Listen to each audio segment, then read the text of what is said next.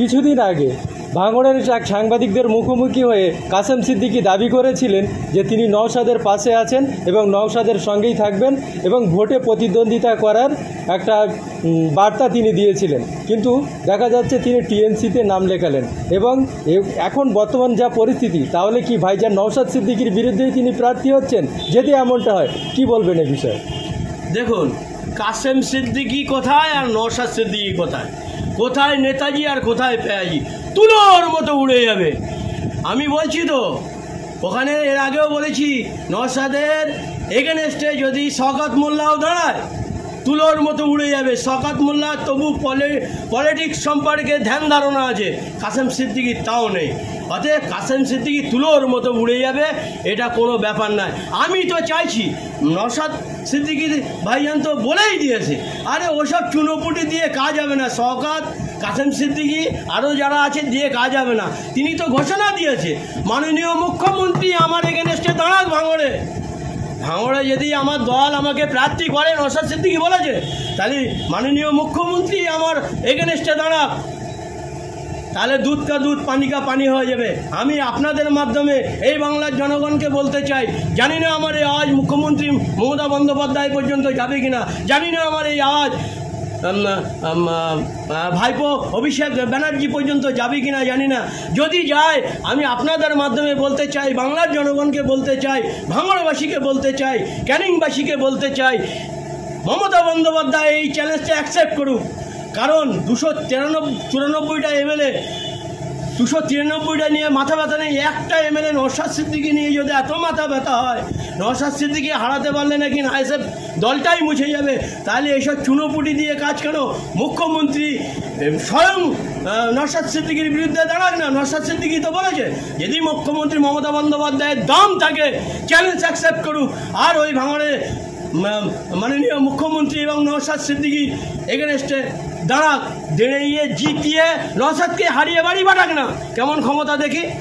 আমি কথা দিচ্ছি, যদি মুখ্যমন্ত্রী মমতা বন্দ্যোপাধ্যায় যদি নওশাদ সিদ্দিকীর এগেনস্টে ওই ভাঙড়ে দাঁড়ায়, পুরো কালি হয়ে যাবে, মুখ চুন কালি হয়ে যাবে। ওখানকার মানুষ দিদিমণিকেও কালীঘাটে পাঠিয়ে দেবে হারিয়ে। আপনাদের মাধ্যমে বলে দিলাম, আমি চাইছি মুখ্যমন্ত্রী অ্যাকসেপ্ট করুন না চ্যালেঞ্জ। নওশাদ সিদ্দিকী যে চ্যালেঞ্জটা দিয়েছে, দিদিমণিকে অ্যাকসেপ্ট করুক, তাহলে তো সমস্যা মিটে যাবে। তাহলে দেখা যাচ্ছে নওশাদ সিদ্দিকী যদি ভাঙড়ে বিরুদ্ধে প্রার্থী হয় মুখ্যমন্ত্রী মমতা বন্দ্যোপাধ্যায়, তাহলে মুখ্যমন্ত্রী মমতা বন্দ্যোপাধ্যায় গুহার হারবেন। কত ভোটে হাঁটবেন বলে আশা করছেন, যেহেতু জোট হচ্ছে? দেখুন, প্রচুর ভোটে হারবে, প্রচুর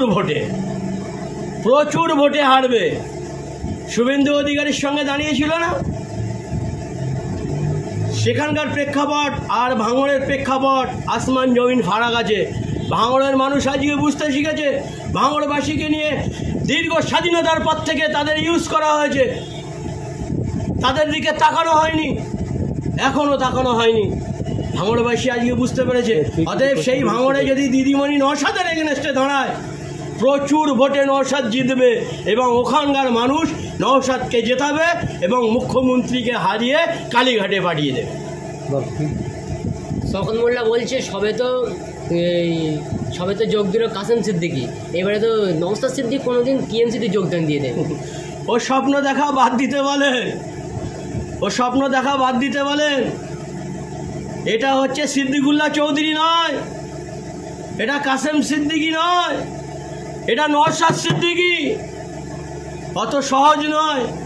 যদি নওশাদ সিদ্দিকী যাওয়ার হতো প্রতিষ্ঠাতা দিবসে, যখন তাকে টানতে টানতে এই মুখ্যমন্ত্রী মমতা বন্দ্যোপাধ্যায়, তিনি তো পুলিশ মন্ত্রী, থানার পুলিশরা টানতে টানতে প্রিজন ভ্যানে তুলে 42 দিন নিরপরাধ মানুষকে জেল খাটিয়েছিল। তার এভিডেন্স, তার নামে কোনো কিছু এখনও পর্যন্ত দেখাতে পারলো না। 42 দিন জেল খাটিয়েছিল। ওই জেলের মধ্যে নিয়ে তাকে প্রচুর অফার করেছিল, আমরা তো তার মুখ থেকে শুনেছি, প্রচুর অফার করেছিল। সে চাইলে দুটো মন্ত্রীর পদ নিতে পারত, তাকে অফার করেছিল, হাজার কোটি টাকা অফার করেছিল। সে যদি সেই পদগুলো নিত, যে শওকত মোল্লা নওশাদ সিদ্দিকীর বিরুদ্ধে কথা বলছে, তখন ওই নওশাদের পায়ের তলায় শওকতকে বসতে হতো।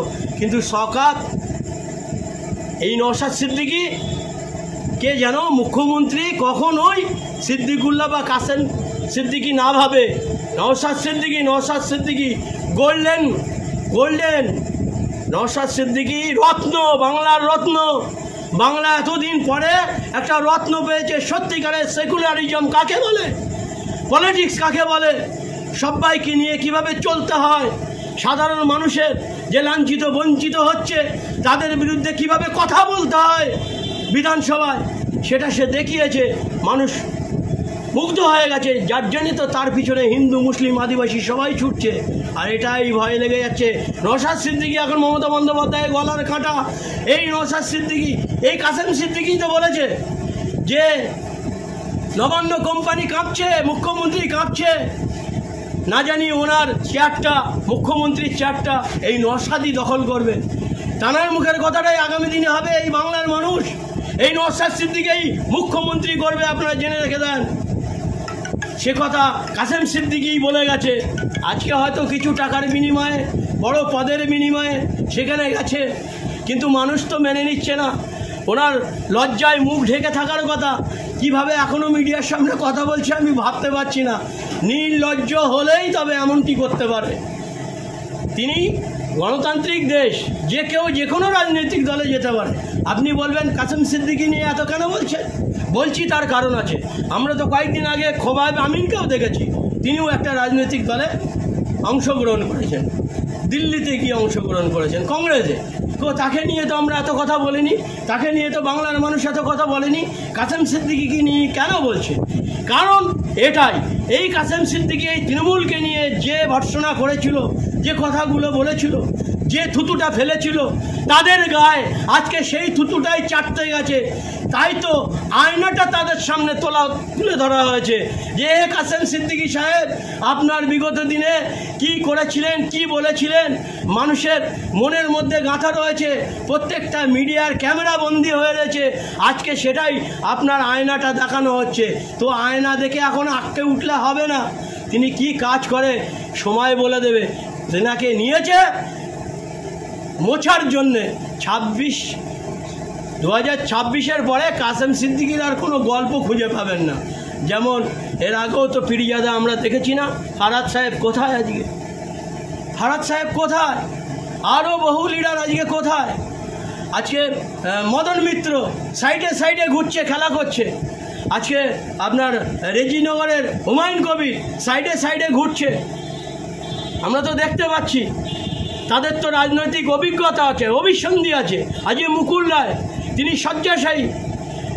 আজকে মমতা বন্দ্যোপাধ্যায় বুকে হাত দিয়ে বলুক তো মুকুল রায়ের ওনার উত্থানে কোনো ভূমিকা ছিল না? আজকে সেই মুকুল রায় কোথায়? তার দেখার মতো কোনো লোক নেই। কাসেম সিদ্দিকী ঝাঁপ মেরেছ, বুঝবে চাচি বেলা হলে। এটাই আপনাদের মাধ্যমে বলে দিতে চাই। Thank you.